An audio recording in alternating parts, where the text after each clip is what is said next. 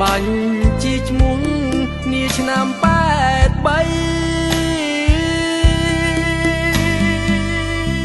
ឪពុកតែមួយតែដោះត្រួយពី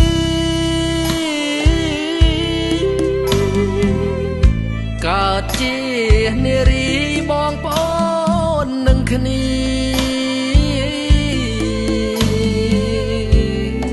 មកនៅ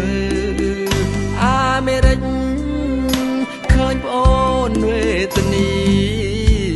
សូមរួមជុំគ្នាបងអាណិតប្អូនអអសន្យាមើលថែប្អូនស្រីពាក្យនេះបំភ្លៃផ្ទុយពីការពិតលួងលោមឆប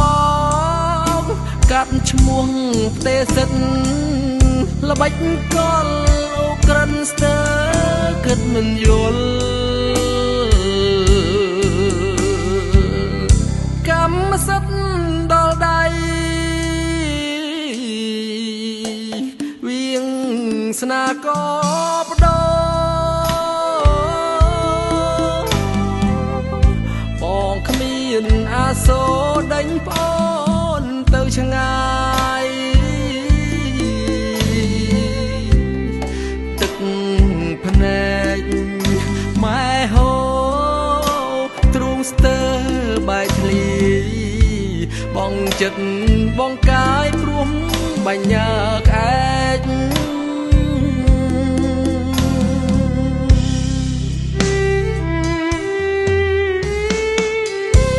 អោម៉ែអើយម៉ែ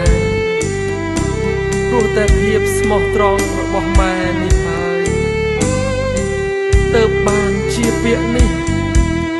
คล้ายទៅជាពាក្យឆោតល្ងងរបស់ពួកអ្នកមានទៅវិញ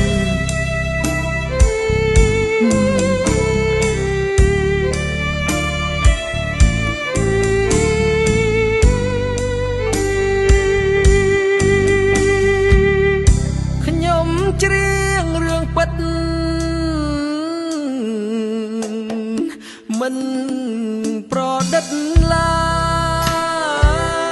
យ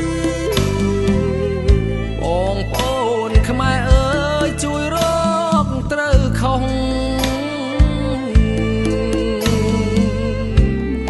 សំដាច់បណ្ឌិតមេត្តាសន្តោសជួយរកត្រូវខុស